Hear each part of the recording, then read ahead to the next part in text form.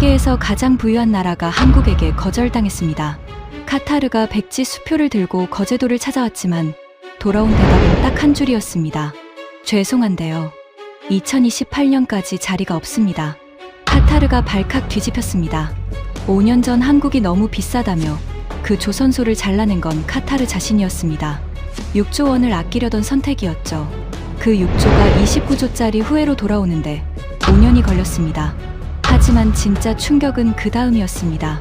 세계 최고의 부자 나라가 돈으로는 살 수 없는 게 하나 있었거든요.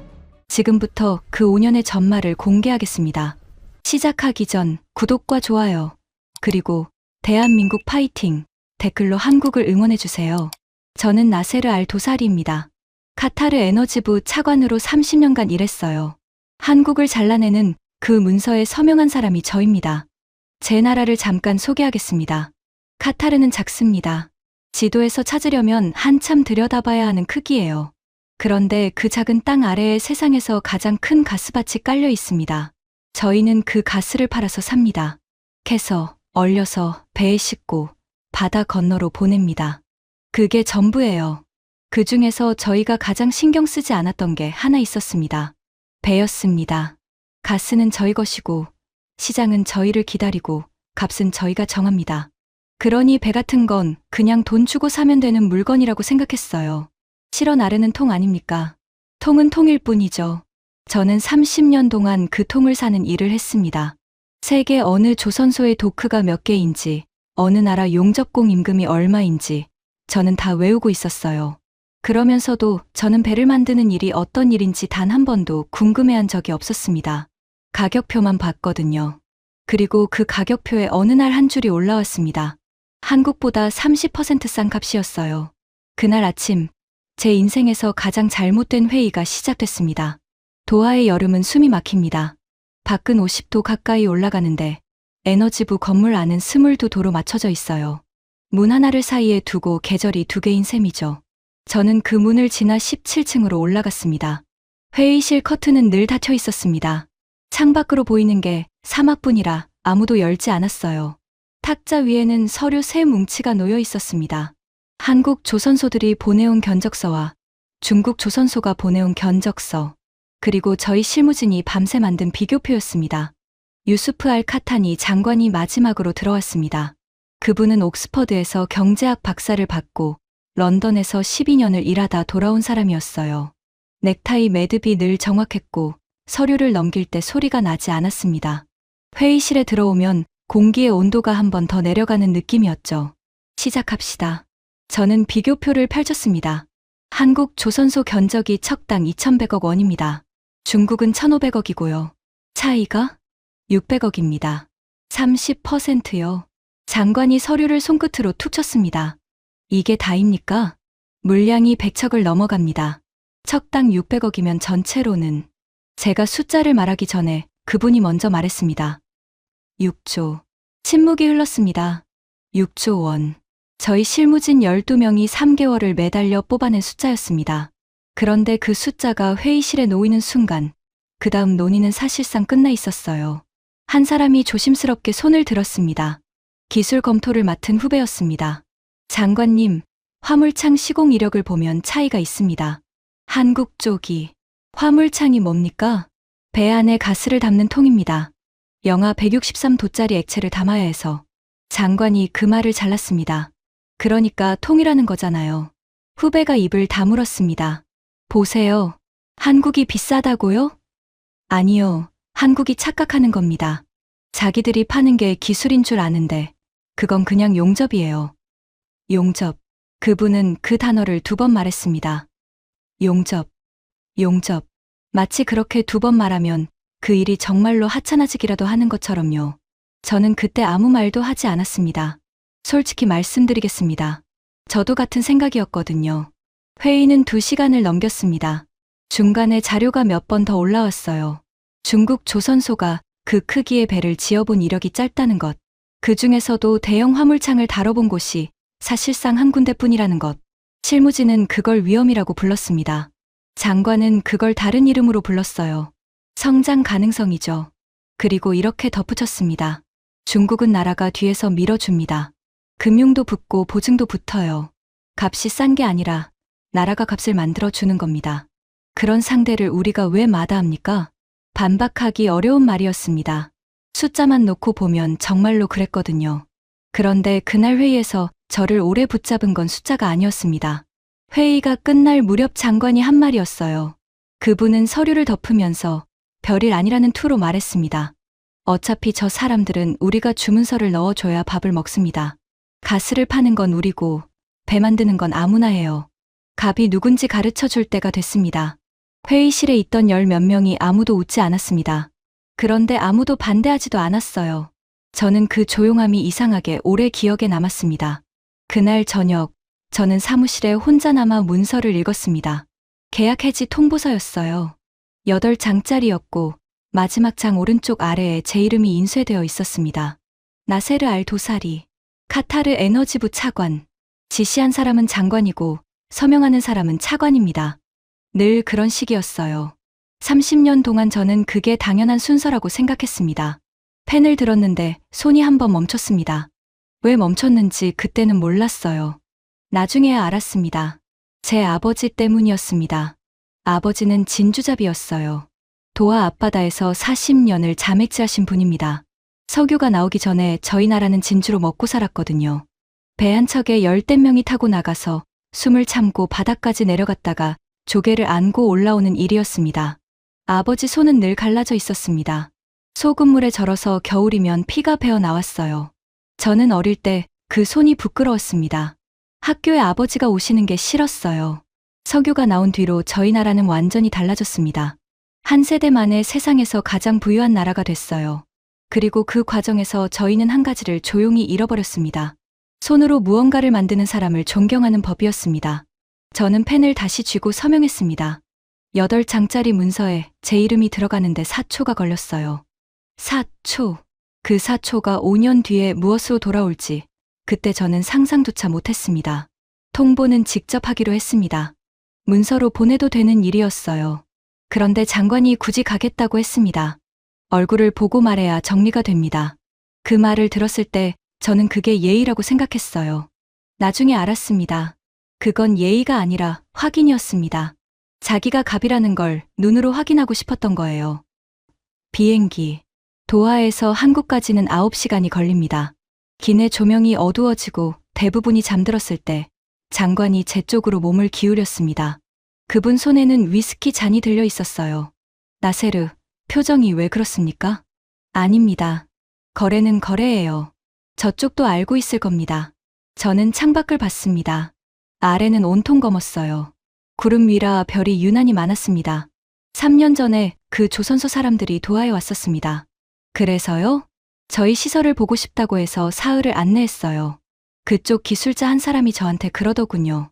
우리 배가 나르는 게 이렇게 쓰이는 걸 처음 봤다고. 장관이 잔을 흔들었습니다.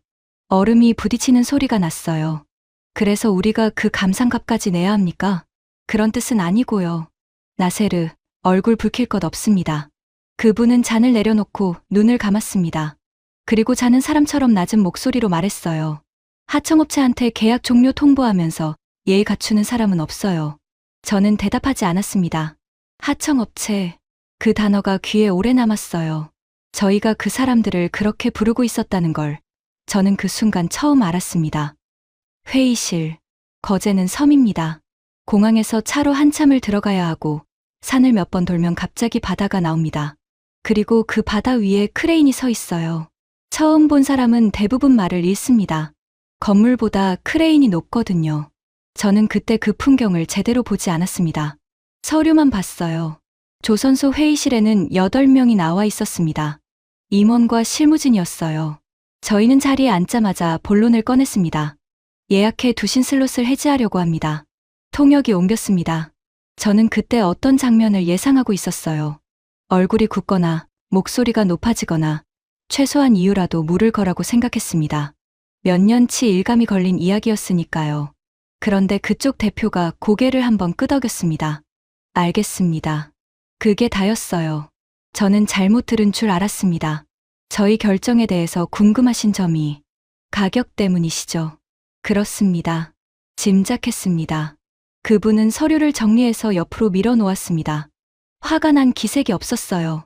그렇다고 체념한 것도 아니었습니다. 그냥 예정된 일을 처리하는 사람의 얼굴이었죠. 저는 그 얼굴이 왜 그렇게 불편했는지 한참 뒤에 알았습니다. 매달릴 줄 알았는데 매달리지 않았거든요. 장관이 자리에서 몸을 뒤로 젖혔습니다. 이 상황이 마음에 들지 않는 게 보였어요. 통쾌해야 하는데 통쾌하지가 않으니까요. 섭섭하시겠습니다. 일이라는 게 그렇죠. 다시 오게 될 일은 없을 겁니다. 그때 그쪽 대표가 처음으로 잠깐 웃었습니다. 비웃는 웃음이 아니라 뭔가를 아는 사람의 웃음이었어요. 그건 모르는 일이죠. 저는 그 말을 흘려들었습니다.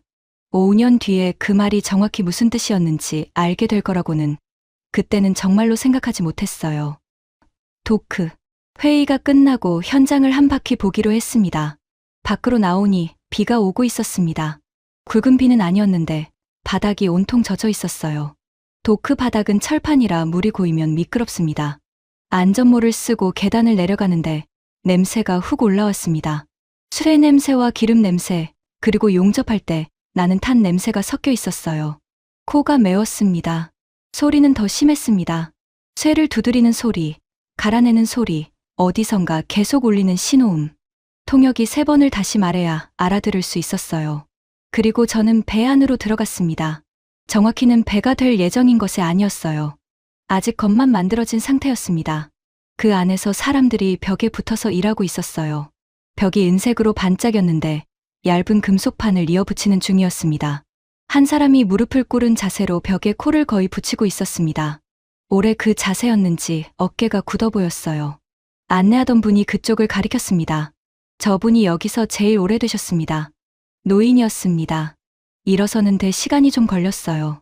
무릎을 짚고 허리를 펴고 그러고 나서야 저희 쪽을 봤습니다. 안전모 아래로 흰머리가 나와 있었습니다. 정 씨라고 했습니다. 34해째 이 일을 하고 있다고 했어요. 저는 그분과 악수를 하려고 손을 내밀었습니다. 그런데 그때 옆에서 장관이 먼저 말했습니다. 이 손으로 한 달에 얼마나 버십니까? 통역이 멈췄습니다. 저는 통역의 얼굴을 봤어요. 그 사람은 20대 후반쯤 되는 젊은 친구였는데 입술이 한번 움직였다가 멈췄습니다. 장관이 통역을 봤습니다. 그대로 옮기세요. 장관님, 한 달에 얼마 버시냐고 물었습니다. 그대로 옮기세요. 통역이 옮겼습니다. 목소리가 떨렸어요. 정 할아버지는 표정이 변하지 않았습니다. 그냥 자기 손을 한번 내려다 봤어요. 장관이 덧붙였습니다.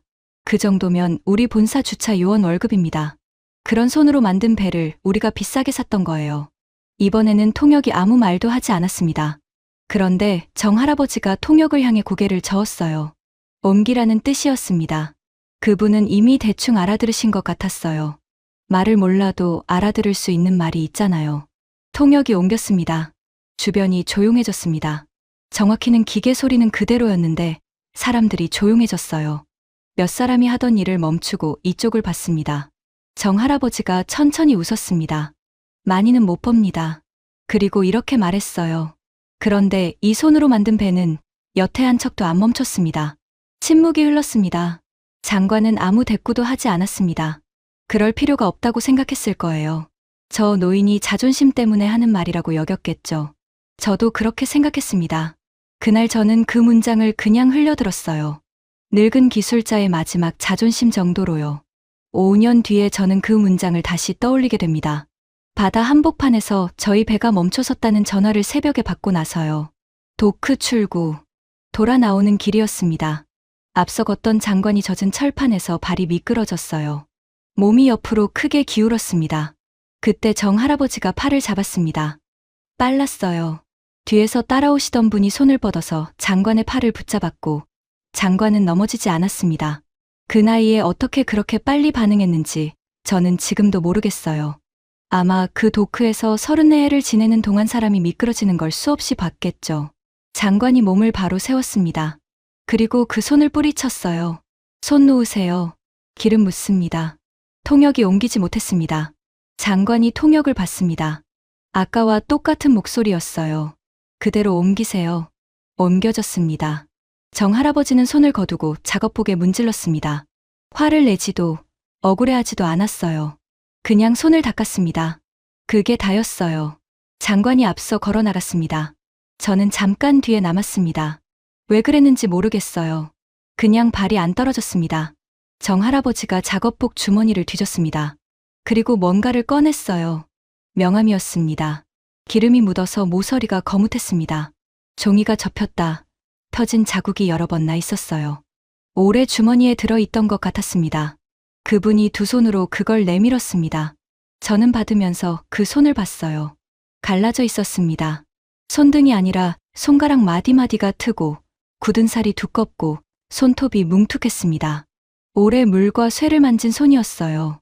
아버지 손이었습니다. 정확히는 아버지 손과 닮은 손이었죠. 그런데 그때 제 눈에는 그냥 아버지 손으로 보였습니다. 40년을 소금물에 절어서 겨울이면 피가 배던 손. 제가 부끄러워했던 손. 저는 시선을 돌렸습니다. 그러자 정할아버지가 말했어요. 언젠가 다시 오실 겁니다. 통역이 옮겼습니다. 그때 이 번호로 연락 주십시오. 저는 웃었습니다. 예의로 웃은 게 아니라 정말로 우스워서 웃었어요. 다시 올 일은 없을 겁니다. 그분은 고개를 끄덕였습니다. 반박하지 않았어요. 그래도 가지고 계십시오. 호텔. 그날 밤 저는 부산의 호텔에 묵었습니다. 방이 높은 층이었고 창밖으로 항구가 보였어요. 밤인데도 크레인이 움직이고 있었습니다. 불빛이 천천히 오르내렸어요. 저는 양복 주머니를 비웠습니다. 영수증, 탑승권, 그리고 명함 한 장. 명함을 들여다봤습니다. 한글이 인쇄되어 있었고 아래쪽에 숫자가 있었어요. 이름이 어느 쪽인지도 몰랐습니다. 저는 30이 넘도록 그 글자를 배운 적이 없었거든요. 기름 자국이 엄지손가락에 묻어났습니다. 저는 그걸 휴지로 닦았습니다. 그리고 명함을 쓰레기통에 넣었어요. 크게 고민하지도 않았습니다. 하루 동안 받은 명함 중에 하나였고 다시 볼 일이 없는 사람이었으니까요. 정말로 그렇게 생각했습니다. 창밖에서 크레인이 한 번 더 움직였습니다. 저는 커튼을 닫고 잤어요. 그 뒤로 5년 동안 저는 그 노인을 단 한 번도 떠올리지 않았습니다. 계약은 예정대로 중국으로 넘어갔습니다. 6조 원이 절약됐다는 보고서가 올라왔고 장관은 그의 실적 평가에서 최고 등급을 받았어요. 저는 승진했습니다. 모든 게 계획대로였습니다. 첫 번째 배가 인도되던 날, 저는 도하의 항구에서 그 배를 봤습니다. 크고 새하얗고 아름다웠어요. 값도 쌌고요. 저는 그날 아내에게 이렇게 말했습니다. 이번 거는 내 30년 중에 제일 잘한 일이라고요. 그리고 그로부터 얼마 지나지 않은 어느 새벽, 제 휴대전화가 울렸습니다. 새벽 3시였어요. 전화를 받았을 때 상대방이 처음 한 말은 이거였습니다. 차관님, 배가 멈췄습니다.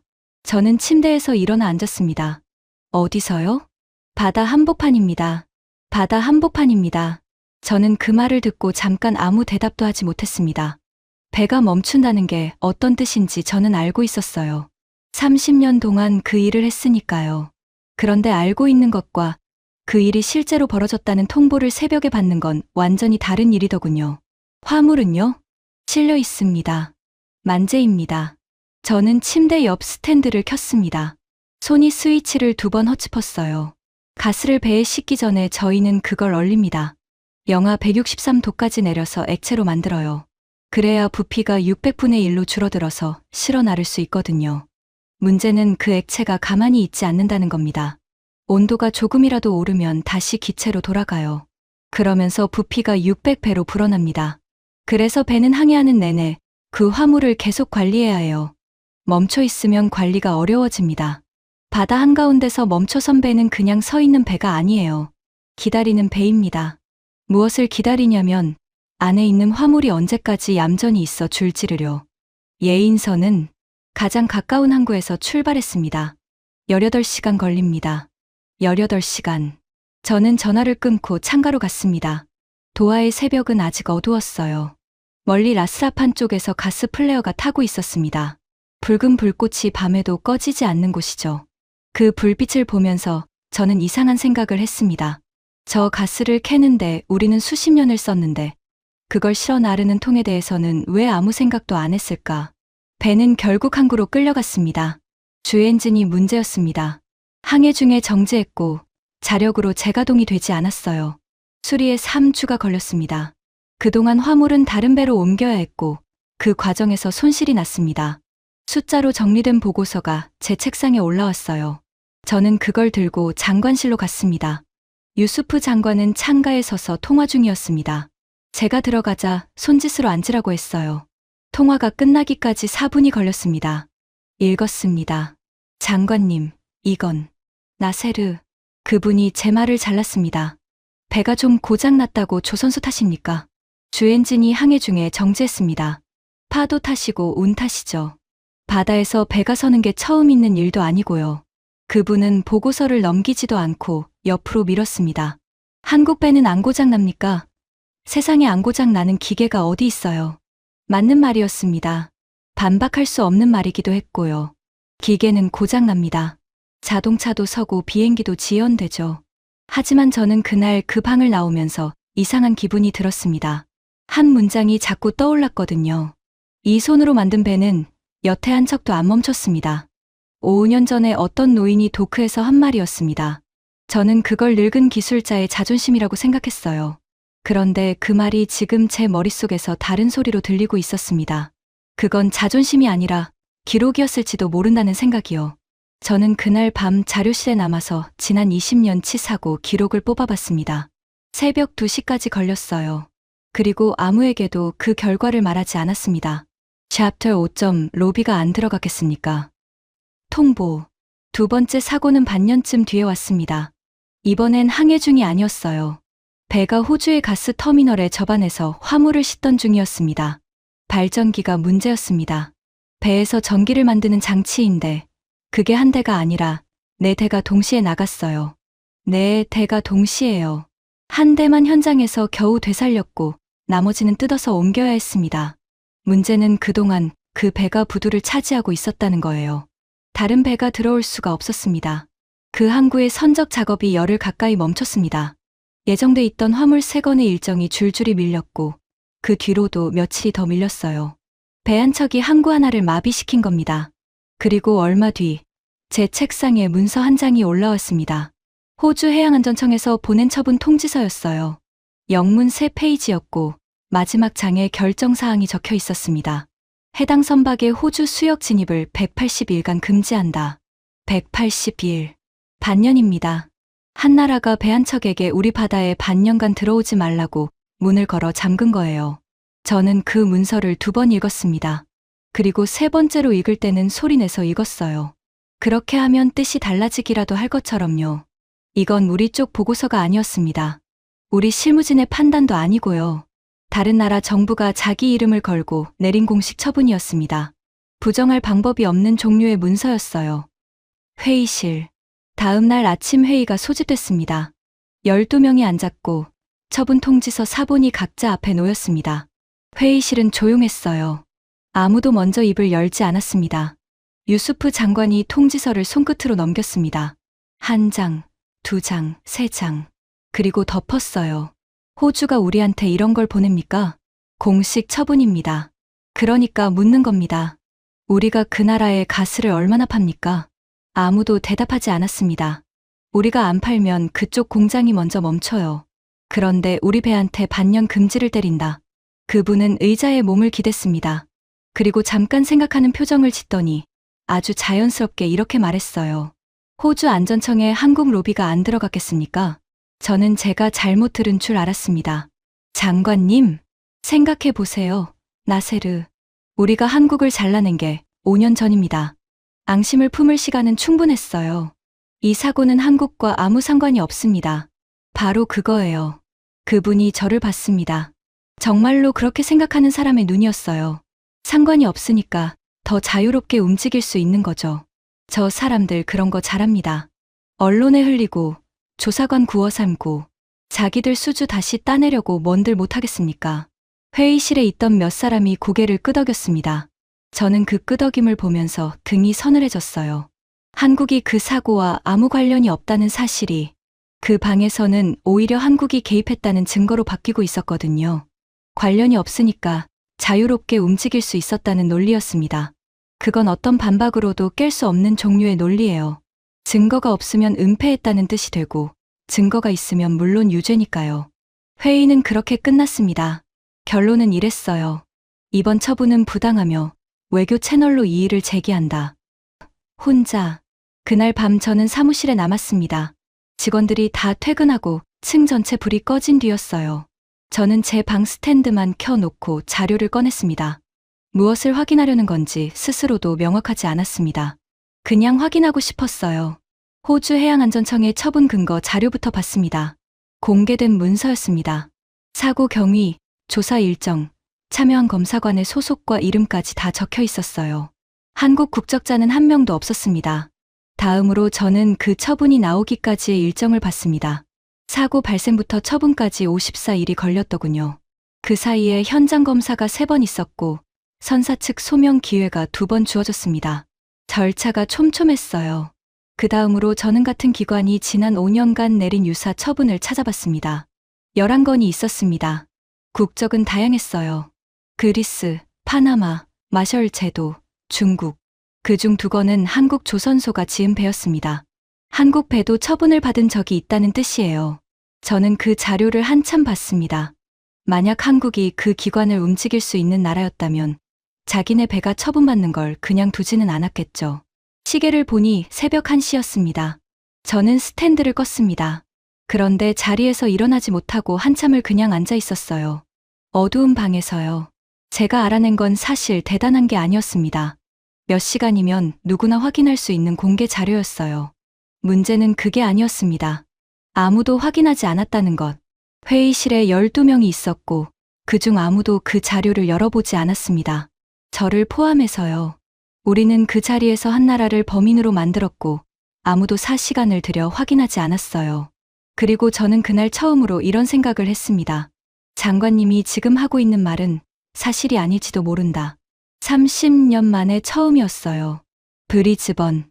이해 제기 절차 때문에 제가 호주로 가게 됐습니다. 해양안전청 사무실은 생각보다 작았습니다.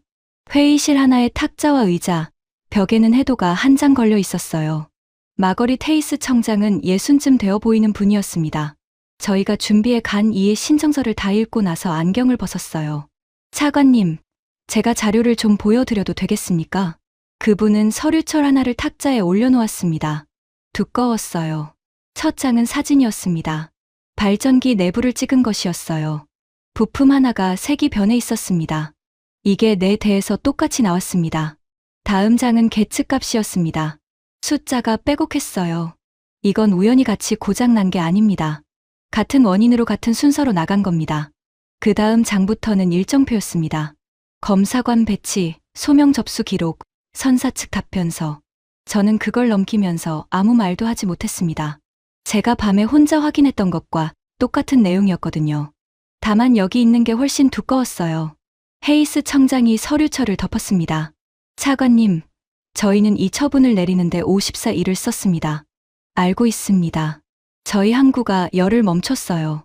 그 손해는 저희가 받습니다. 저희는 그 배가 다시는 그런 일을 만들지 않는다는 확신이 필요합니다. 저는 잠깐 망설이다가 물었습니다. 청장님, 혹시 이 건과 관련해서 한국 쪽에서 접촉이 있었습니까? 헤이스 청장이 저를 봤습니다. 그리고 정말로 어리둥절한 표정을 지었어요. 한국이요? 어떤 형태로든요? 이 건에 한국이 왜 나옵니까? 그분은 잠깐 생각하더니 이렇게 덧붙였습니다. 차관님, 저희가 최근에 한국 조선소가 지은 배 2척에도 처분을 내렸습니다. 필요하시면 그 자료도 드리죠. 저는 고개를 저었습니다. 아닙니다. 됐습니다. 돌아오는 비행기에서 저는 창밖을 봤습니다. 아래로 바다가 지나갔어요. 하지만 그때 제가 느낀 건 안도가 아니었습니다. 무서움이었어요.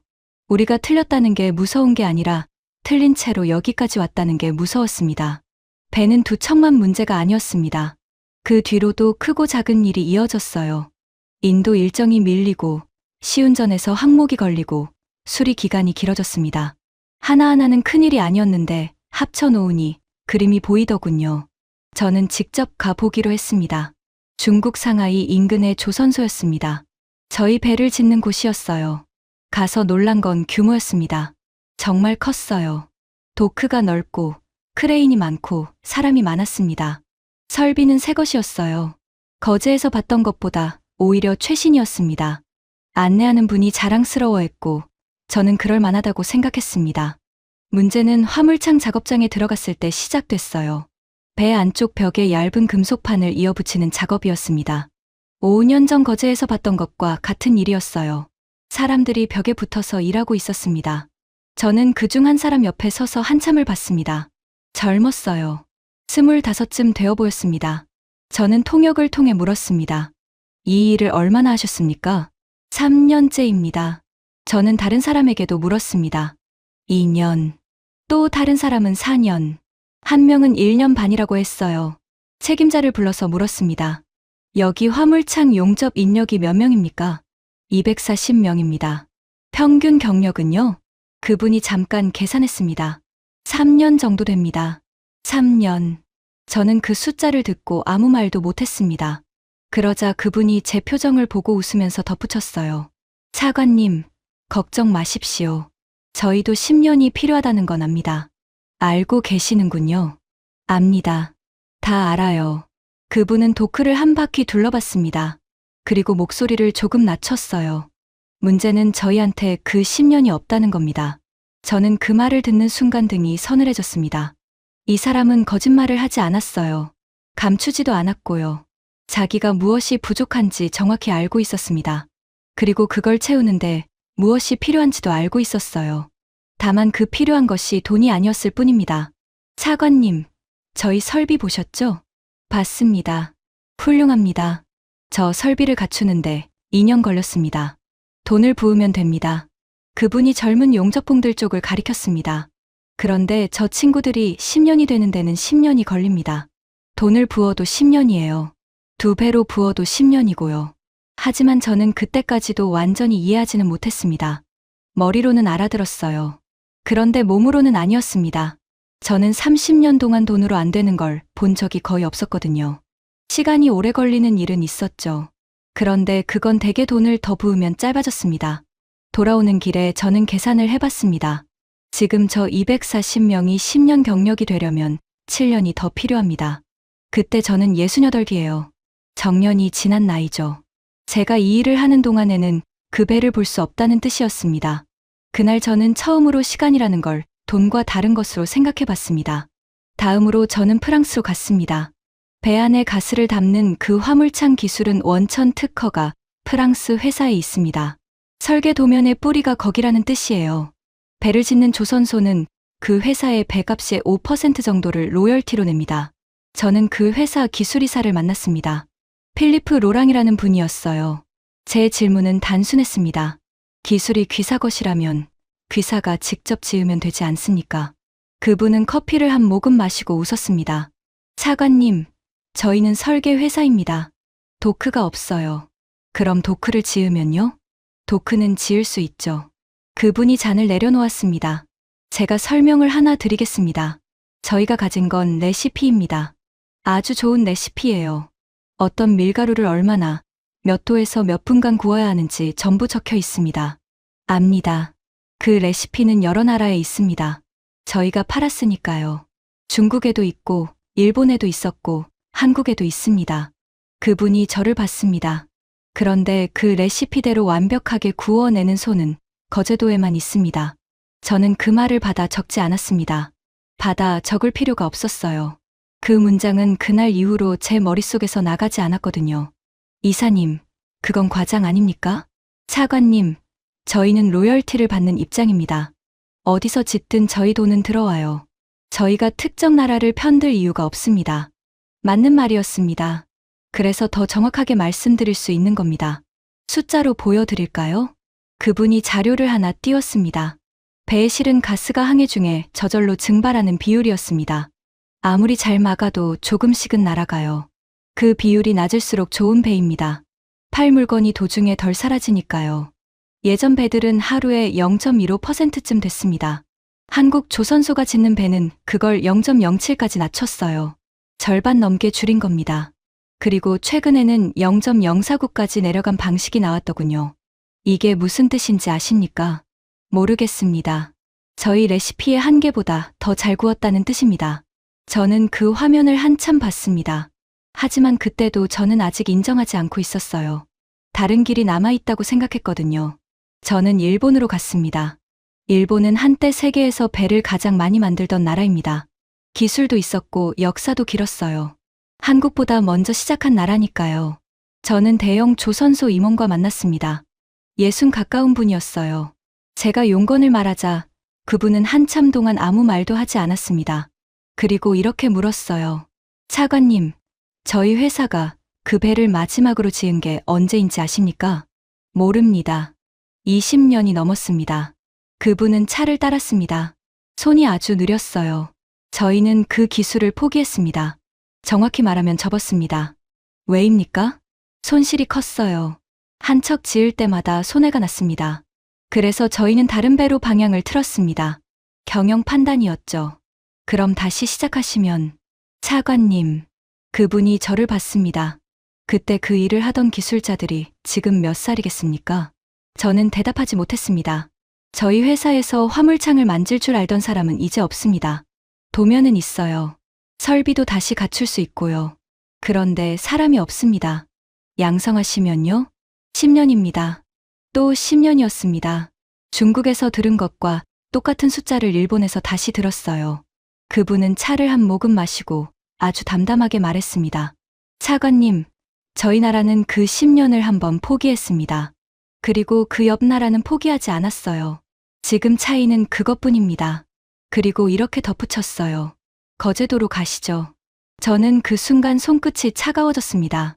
일본은 저희에게 그냥 다른 나라가 아니에요. 아시아에서 가장 오래 기술을 자랑해온 나라입니다. 그런 나라의 조선소 임원이 저에게 옆 나라로 가라고 말하고 있었습니다. 체면을 세우려는 기색조차 없었어요. 그냥 사실을 말하는 사람의 얼굴이었습니다. 돌아와서 보고했습니다. 프랑스, 중국, 일본.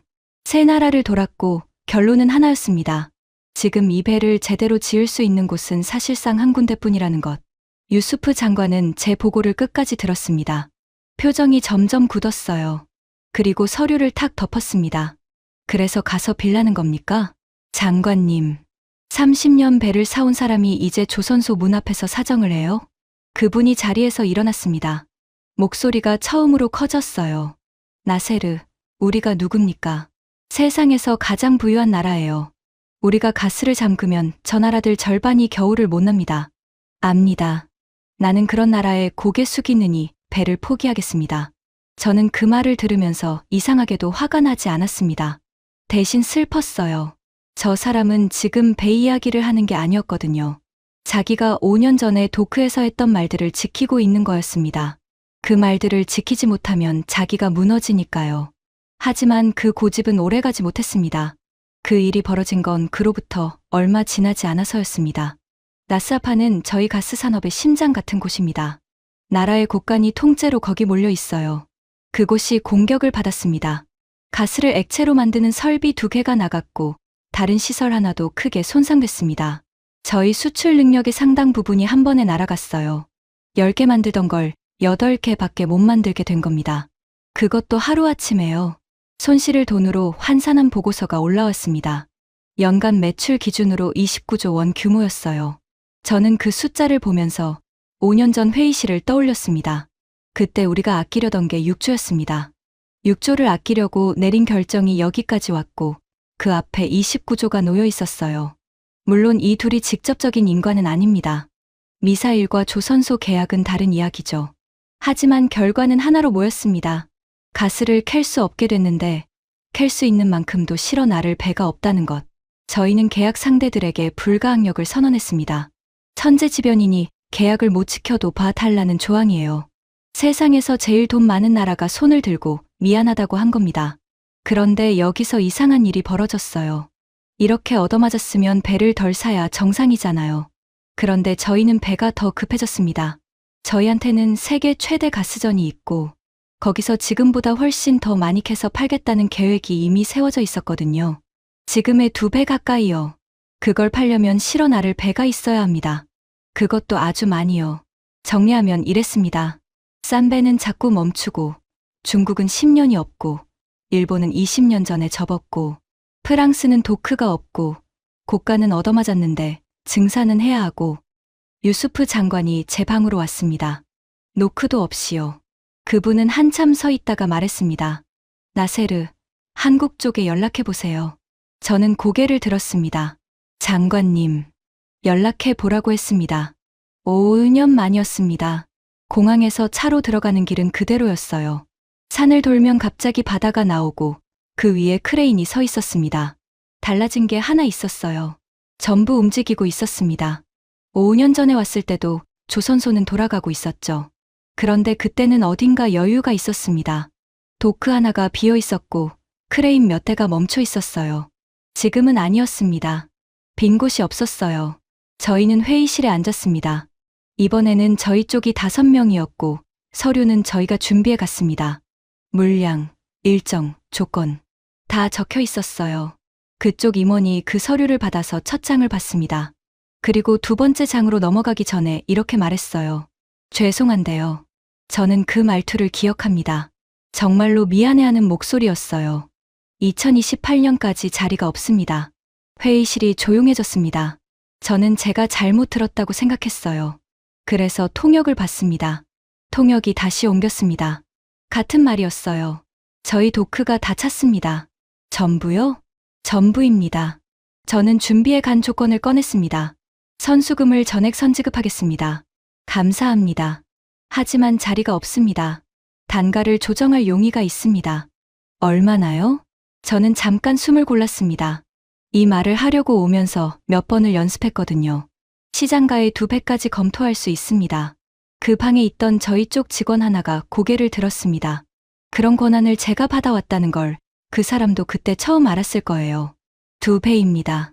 배 한 척에 수천억이 더 붙는 겁니다. 그쪽 임원이 서류를 덮었습니다. 차관님, 말씀하십시오.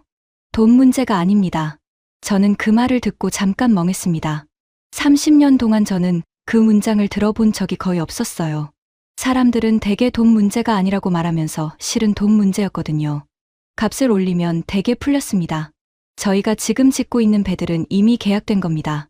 그분들도 몇 년을 기다린 분들이고요. 압니다. 그분들 순서를 뒤로 밀고 차관님을 앞에 넣으면 저희는 그 신용을 잃습니다. 그분은 잠깐 말을 멈췄다가 이렇게 덧붙였어요. 그 신용이 저희가 파는 겁니다. 배가 아니라요. 저는 아무 대답도 하지 못했습니다. 그날 저녁 호텔 로비에서 유수프 장관이 저를 불렀습니다. 그분은 소파에 앉아 있었는데 넥타이가 조금 풀려 있었어요. 5년 동안 그분이 흐트러진 모습을 저는 본 적이 없었습니다. 실무자한테 사정할 필요 없습니다. 장관님, 저 사람들은 자기 결정권이 없어요. 이런 건 위에서 풀어야 합니다. 그분은 자세를 고쳐 앉았습니다. 목소리에 다시 힘이 들어갔어요. 정부끼리 푸는 겁니다. 서울로 갑시다. 저는 그 순간 말리지 못했습니다. 지금 생각하면 말렸어야 했어요. 그런데 그때는 저도 조금은 기대했던 것 같습니다. 30년 동안 그런 식으로 풀린 일이 실제로 많았거든요. 정부 청사는 조용했습니다. 저희를 맞은 분들은 정중했어요. 차를 내오고 저희 나라 이야기를 묻고 라스랍한 소식에 유감을 표했습니다. 그리고 유수프 장관이 본론을 꺼냈습니다. 저희는 국가 대 국가로 요청드리는 겁니다. 조선소 일정 배정에 정부 차원의 협조를 부탁드립니다. 통역이 옮겼습니다. 한국 측 대표가 잠깐 저희를 봤습니다. 그리고 아주 정중하게 대답했어요. 장관님, 저희 정부는 민간 조선소의 수주 순서에 관여하지 않습니다. 유수프 장관의 표정이 굳었습니다. 그건 원칙 말씀이시고요. 원칙이 맞습니다. 양국 관계를 생각하시면, 양국 관계를 생각해서 더 그렇습니다. 그분은 찻잔을 내려놓았습니다. 저희가 순서를 바꿔드리면 지금 기다리고 계신 다른 나라, 선주분들께 저희 정부가 그렇게 한다는 걸 알리는 셈이 됩니다. 그건 저희 조선소들의 신용을 저희가 깎는 일입니다. 저는 그 말을 들으면서 이상한 기분이 들었습니다. 5년 전 도크에서 정할아버지가 하신 말과 어제 조선소 임원이 한 말과 지금 이 말이 전부 같은 이야기였거든요. 세 사람이 각각 다른 자리에서 같은 말을 하고 있었습니다. 유수프 장관이 마지막으로 물었습니다. 그럼 저희는 누구에게 부탁해야 합니까? 한국 측 대표가 대답했습니다. 거제도에 가셔야 합니다. 서울에서 거제까지는 차로 4시간이 걸립니다. 저희는 그 4시간 동안 거의 아무 말도 하지 않았습니다. 유수프 장관은 창밖만 봤어요. 저는 몇 번인가 뭔가 말을 걸어볼까 하다가 그만뒀습니다. 무슨 말을 해도 그분에게는 위로가 안 될 것 같았거든요. 고속도로를 벗어나고 다리를 건너자 바다가 나왔습니다. 그리고 저 멀리 크레인이 보이기 시작했어요. 그때 유수프 장관이 처음으로 입을 열었습니다.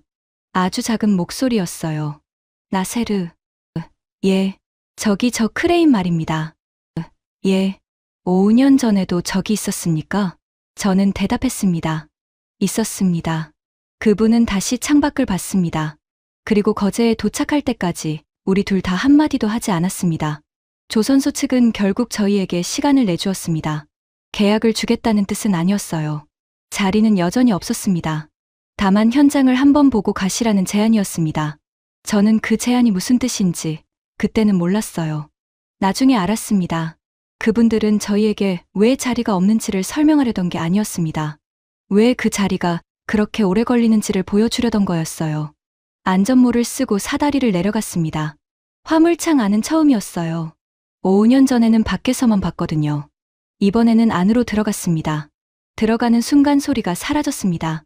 밖에서는 쇠 두드리는 소리로 귀가 먹먹했는데 안쪽은 이상하게 조용했어요. 벽이 소리를 먹는 구조라고 했습니다. 그 안에서 사람들이 벽에 붙어 일하고 있었습니다. 20명쯤 됐어요. 벽 전체가 은색이었습니다. 가까이 가서 보니 얇은 금속판을 이어 붙인 것이었어요. 판과 판이 만나는 자리에 아주 가는 선이 지나가고 있었습니다. 용접선이었습니다. 안내하던 분이 손바닥에 무언가를 올려서 보여줬습니다. 작은 금속 조각이었어요. 저는 그걸 받아서 손끝으로 만져봤습니다. 종이 같았습니다. 두께가 얼마입니까? 0.7mm입니다. 저는 그 숫자를 듣고 잠깐 손을 멈췄습니다. 0.7이요? 카드 한 장 두께쯤 됩니다. 지갑에 있는 신용카드요. 저는 제 지갑을 꺼내지 않았습니다. 꺼낼 필요가 없었어요. 손끝에 닿는 감각으로 이미 알고 있었거든요. 그분이 벽을 가리켰습니다. 저 벽 안쪽에 영하 163도짜리 액체가 들어갑니다. 바깥은 바다고요.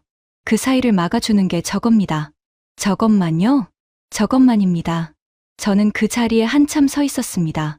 축구장 3개를 이어 붙인 것만 한 배입니다.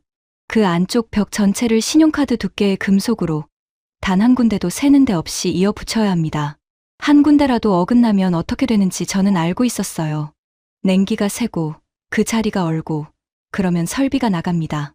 발전기가 멈추고 배가 서고 결국 남의 나라 항구를 막아버리는 겁니다.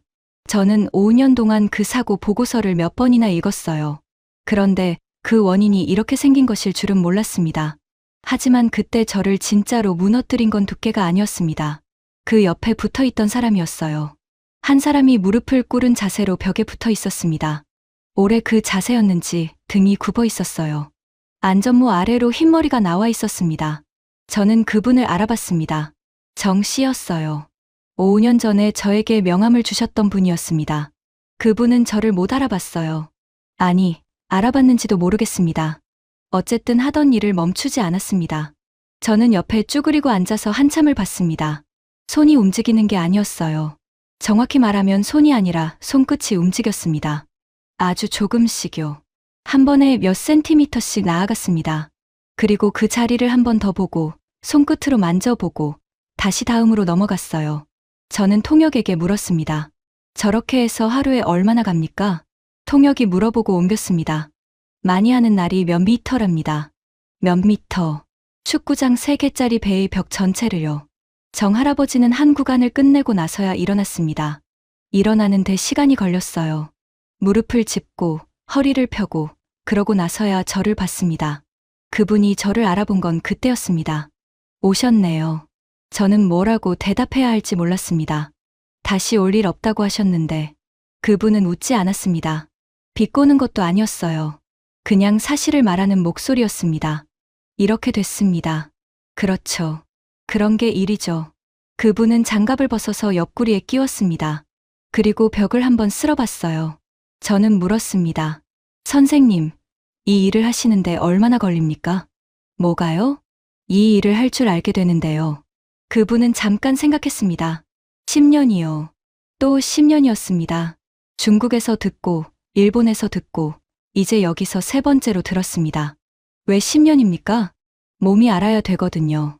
그분은 자기 손을 폈다 접었습니다. 눈으로 보면 다 똑같아 보입니다. 그런데 손끝에 걸리는 게 달라요. 이게 제대로 붙은 건지 아닌지는 손이 압니다. 그걸 아는데 10년이 걸립니다. 배워서 되는 게 아닙니까? 배우는 건 1년이면 됩니다. 그분이 저를 봤습니다. 나머지 9년은 그냥 하는 겁니다. 저는 그날 그분과 오래 이야기했습니다. 이야기라고 하기도 못해요. 제가 묻고 그분이 짧게 답하는 식이었습니다. 그분은 말이 많은 분이 아니었습니다. 그런데 한 가지를 물었을 때 대답이 조금 길어졌어요. 여기서 몇 해나 되셨습니까? 저는 34해입니다. 오래 하셨네요. 저 말고도 오래 한 사람 많습니다. 그분이 도크 저쪽을 가리켰습니다. 젊은 사람 하나가 다른 벽에 붙어 일하고 있었어요. 저기 제 아들입니다. 9해 됐어요. 저는 그쪽을 봤습니다. 아버지와 등이 닮았더군요. 한 해만 더 하면 제 몫을 합니다. 그리고 그분은 이렇게 덧붙였습니다. 제 아버지가 여기 첫 배를 만드셨어요. 30해 하셨습니다. 저는 그 말을 듣고 계산을 했습니다. 머릿속에서 자동으로 됐어요. 30년을 하는 일이 저였으니까요. 숫자를 더하는 건 제가 제일 잘하는 일이었습니다. 30, 34, 9, 73년. 저는 그 자리에서 숨이 한 번 막혔습니다. 정할아버지는 그 말을 하면서도 손을 멈추지 않았어요. 장갑을 다시 끼고 있었거든요. 자랑도 아니고 하소연도 아니었습니다. 그냥 날씨 얘기하듯 하셨어요. 울고 있는 건 저였습니다. 저는 그때 5년 전 회의실을 떠올렸습니다. 커튼이 닫힌 방이었어요. 탁자 위에 비교표가 있었고 저희는 6조 원을 아낄 수 있다는 결론을 냈습니다. 그 6조 원으로 저희가 사려던 게 뭐였을까요? 배라고 생각했습니다. 통이라고 생각했어요. 철판을 두들겨 붙인 물건이요. 하지만 아니었습니다. 저희가 6조 원으로 사려던 건 73년이었습니다. 한 집안이 3대에 걸쳐 쌓은 시간이요. 아버지가 첫 배를 만들고 아들이 34해를 채우고 손자가 9해째 그 벽에 붙어 있는 시간. 그건 값이 비싼 게 아니었어요. 값이 없는 거였습니다. 유수프 장관이 거제에 온 건 그 다음 날이었습니다. 그분은 오지 않으려고 했어요. 서울에서 돌아온 뒤로 사흘을 호텔 방에서 나오지 않았습니다. 저는 그 방문 앞에 2번 갔다가 그냥 돌아왔어요. 사흘째 되는 날 아침, 그분이 제 방으로 왔습니다. 넥타이를 매지 않고 있었어요. 30년 동안 저는 그분이 넥타이 없이 있는 걸 본 적이 없었습니다. 나세르, 예, 어제 뭘 보고 왔습니까? 저는 대답했습니다. 73년을 보고 왔습니다. 그분은 그 말이 무슨 뜻인지 묻지 않았어요. 한참 서 있다가 이렇게 말했습니다. 같이 갑시다. 도크는 그날도 젖어 있었습니다. 5년 전과 같은 자리였어요. 철판 바닥에 물이 얇게 깔려 있었고 저 위에서 크레인이 움직이고 있었습니다. 정할아버지가 계셨습니다. 유수프 장관은 그분 앞에서 한참 아무 말도 하지 못했어요. 저는 옆에 서 있었습니다. 그분이 마침내 입을 열었을 때 목소리가 떨렸습니다. 5년 전에 제가 실언을 했습니다. 통역이 옮겼습니다. 정할아버지는 그 말을 듣고 잠깐 유수프 장관을 봤습니다. 오래 봤어요. 5년 만에 처음 보는 사람을 확인하는 눈이었습니다. 그리고 이렇게 말씀하셨어요. 기억합니다. 유수프 장관은 아무 대답도 하지 못했습니다. 주차 요원 월급이라고 하셨죠. 유수프 장관이 고개를 숙였습니다. 그분은 30년 동안 회의실에서 고개를 숙인 적이 없는 사람이었어요. 옥스퍼드에서 박사를 받고 런던에서 12년을 일하고 늘 넥타이 매듭이 정확했던 사람이요. 그 사람이 젖은 철판 위에서 고개를 들지 못하고 있었습니다. 정할아버지가 말을 이었습니다. 목소리가 높아지지 않았어요. 그 말 듣고 저희 팀 막내가 그만뒀습니다. 유수프 장관의 어깨가 한번 흔들렸습니다. 29이었어요. 침묵이 흘렀습니다. 3년째였습니다.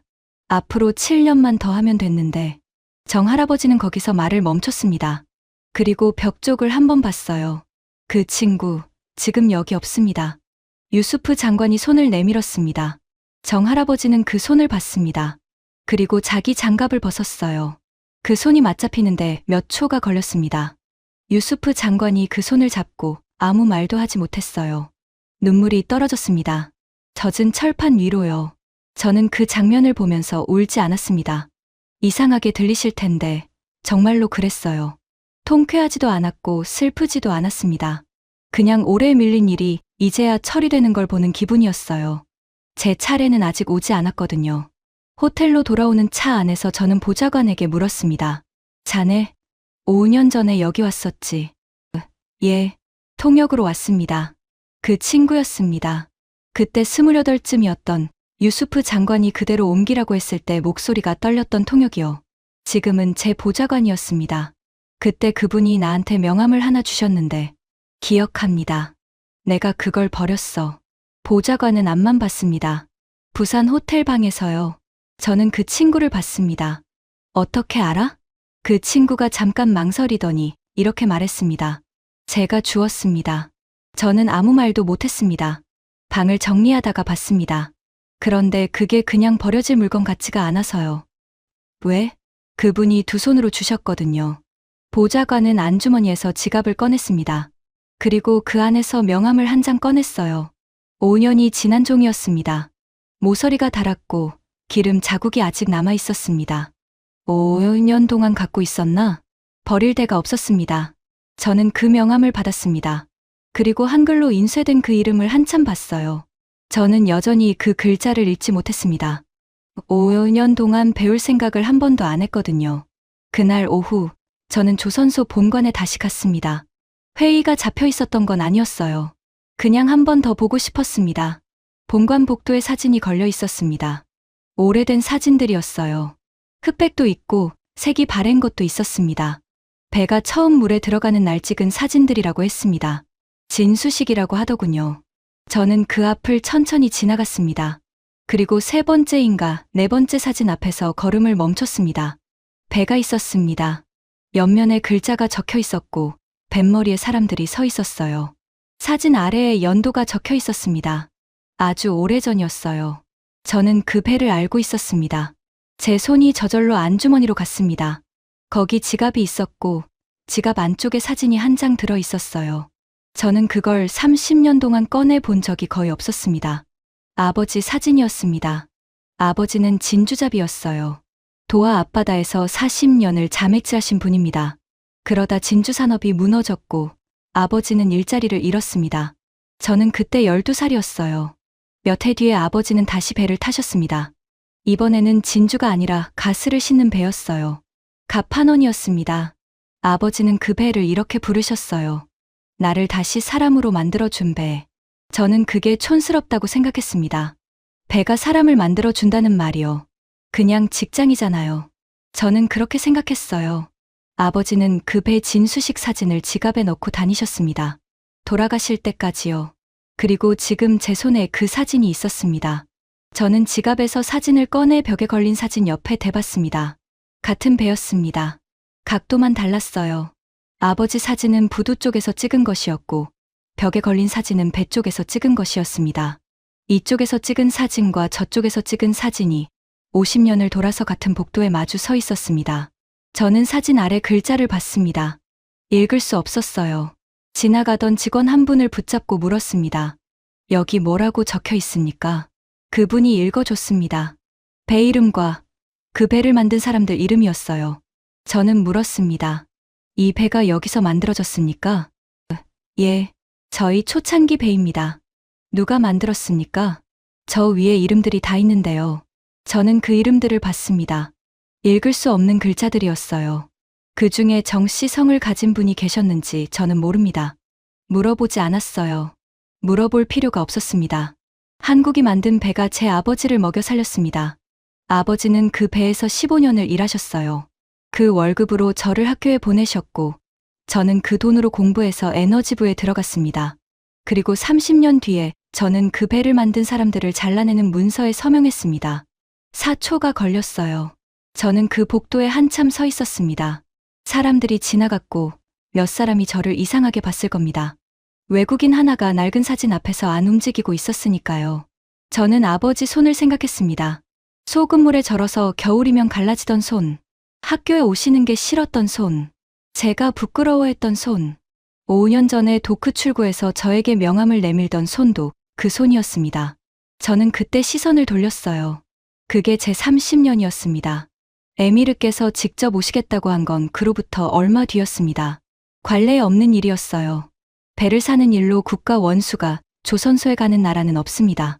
저는 반대 의견이 나올 거라고 생각했습니다. 실제로 나왔고요. 체면 문제였습니다. 에미르께서는 한 문장으로 정리하셨어요. 우리가 잃은 게 체면이었나? 거제에 도착한 날은 맑았습니다. 5년 전에도 그 다음에도 비가 왔었는데 그날은 하늘이 열려 있었어요. 크레인이 아주 높아 보였습니다. 조선소 사람들이 도크에 나와 있었습니다. 임원들과 실무진, 그리고 현장 사람들이요. 작업복 차림 그대로 나온 분들이 많았습니다. 정할아버지도 계셨습니다.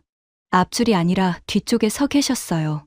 안전모를 손에 들고 계셨고 작업복에는 그날 아침까지 일한 자국이 그대로 있었습니다. 에미르께서 사람들 사이를 천천히 지나가셨습니다. 그리고 그분 앞에서 걸음을 멈추셨어요. 누가 알려드린 것도 아니었습니다. 그냥 그분 앞에서 멈추셨습니다. 에미르께서 두 손을 내미셨어요. 정할아버지가 잠깐 당황하셨습니다. 손을 작업복에 문지르려고 하셨어요. 기름이 묻어 있었거든요. 에미르께서 그 손을 먼저 잡으셨습니다. 두 손으로요. 닿기 전에요. 옆에 서 있던 통역이 굳어 있었습니다. 제 보좌관이었어요. 에미르께서 그쪽을 보고 말씀하셨습니다. 통역. 예, 그대로 옮기시오. 저는 그 순간 숨을 멈췄습니다. 5년 전에 이 자리에서 똑같은 문장을 들었거든요. 같은 도크, 같은 손, 같은 통역이었습니다. 그때 그 문장 뒤에 온 말은 이거였어요. 손 놓으세요. 기름 묻습니다. 그리고 이번에 온 말은 이거였습니다. 카타르 국민을 대표해 감사드립니다. 통역이 옮겼습니다. 이번에는 목소리가 떨리지 않았어요. 정할아버지는 아무 말도 하지 않으셨습니다. 그냥 고개를 한번 숙이셨어요. 그게 다였습니다. 유수프 장관은 그 자리에 없었습니다. 그분은 돌아가서 국영방송 앞에 섰어요. 준비된 원고가 있었는데 그걸 읽지 않으셨습니다. 그분이 하신 말은 이거였습니다. 제가 틀렸습니다. 우리가 사려던 건 배가 아니었고 그건 거제도에만 있었습니다. 그리고 그 달에 사임하셨습니다. 저는 그분을 미워하지 않습니다. 그분이 5년 전에 한 말들은 그 방에 있던 우리 모두가 속으로 하던 말이었거든요. 그분은 그걸 입 밖으로 낸 사람이었을 뿐이에요. 다만 그분은 끝까지 한 가지를 이해하지 못하셨습니다. 그분은 손으로 무언가를 만들어 본 적이 없는 사람이었어요. 아버지가 무슨 일을 하셨는지도 저는 끝내 듣지 못했습니다. 저는 운이 좋았습니다. 저에게는 그런 아버지가 있었거든요. 부끄러워했을 뿐이지요. 계약은 그 뒤에 진행됐습니다. 자리가 갑자기 생긴 건 아니었어요. 저희는 순서를 기다렸습니다. 앞에 계신 분들이 먼저였고 저희는 그 다음이었습니다. 기다리는 동안 저는 한 가지를 배웠습니다. 기다린다는 게 굴욕이 아니라는 것이요. 저희 앞에 서 있던 분들도 다 기다린 사람들이었습니다. 그분들이 기다려줬기 때문에 그 조선소가 지금도 그 자리에 있는 거였어요. 저희만 예외로 해달라는 건 그 줄 자체를 없애달라는 말이었습니다. 저희는 그 줄에 섰습니다. 세계에서 가장 부유한 나라가요. 도하로 돌아오는 비행기에서 창밖을 봤습니다. 아래로 남해 바다가 지나갔어요. 섬이 많았습니다. 그 중 하나가 거제였을 텐데 어느 것인지는 알 수 없었습니다. 저는 지갑에서 사진을 꺼냈습니다. 30년 만이었어요. 아버지가 배 앞에 서 계셨습니다. 사진이 흐려서 표정은 잘 안 보였어요. 그런데 손은 보였습니다. 소금물에 절어서 갈라진 손이요. 그 옆에 명함을 꺼내 놓았습니다. 기름이 묻은 종이었습니다. 5년 동안 제 보좌관의 지갑에 들어 있었던 것이요. 두 장을 나란히 놓고 저는 한참을 봤습니다. 같은 손이 만든 것들이었습니다. 하나는 배를 만들었고 하나는 그 배를 탔어요. 50년을 사이에 두고요. 저희는 세계에서 가장 부유한 나라입니다. 땅 아래 가스가 있고 그 가스를 사겠다는 나라가 줄을 섰고 값은 저희가 정합니다. 저는 30년 동안 그 힘으로 일했어요. 그런데 저는 이제 압니다. 저희가 6조 원으로 아끼려던 건 돈이 아니었습니다. 그리고 29조 원으로 잃은 것도 돈이 아니었어요. 73년이었습니다. 한 사람의 아버지가 시작하고 그 아들이 이어받고 손자가 9회째 그 벽에 붙어 있는 시간. 하루에 몇 미터씩 나아가는 손끝. 눈으로는 안 보이고 손끝으로만 아는 것. 그건 저희가 살 수 없는 물건이었습니다. 돈이 없어서가 아니라 파는 사람이 없어서요. 그건 만든 사람들 것이거든요. 가끔 저는 그 도크를 생각합니다. 비 오는 날 젖은 철판과 안전모 아래 흰머리와 장갑을 벗어서 옆구리에 끼우던 손을요. 그리고 그날 제가 시선을 돌렸던 순간을 생각합니다. 저는 그 손을 알아봤어요. 알아봤는데 돌렸습니다. 아버지 손이라는 걸 알았으니까 돌린 거였어요. 5년이 걸렸습니다. 그 손을 다시 보는데요. 그러니 혹시 여러분 곁에 그런 손이 있다면요. 부끄러워하지 마십시오. 그건 아마 세상에서 가장 비싼 것일 겁니다. 지금까지 카타르 에너지부 차관이 거제도에서 겪은 5년의 이야기였습니다. 6조를 아끼려던 계산은 29조가 되어 돌아왔고, 세계에서 가장 부유한 나라도 끝내 73년 많은 돈으로 사지 못했습니다. 지금 이 순간에도 거제도의 도크에서는 누군가의 아버지가, 그리고 누군가의 아들이 손톱보다 얇은 막을 한 땀 한 땀 이어붙이고 있습니다. 우리가 뉴스에서 숫자로만 보던 수주 실적과 점유율은 사실 그분들의 시간이었습니다. 이 이야기가 마음에 닿으셨다면 주변 분들께도 나눠주세요. 우리가 어떤 나라에 살고 있는지 더 많은 분들이 알 수 있도록요. 작은 공유가 큰 자부심이 됩니다. 구독과 좋아요는 다음 이야기를 만드는 가장 큰 힘이 됩니다. 여러분의 생각도 댓글로 들려주세요. 지금까지 터칭 스토리였습니다. 감사합니다.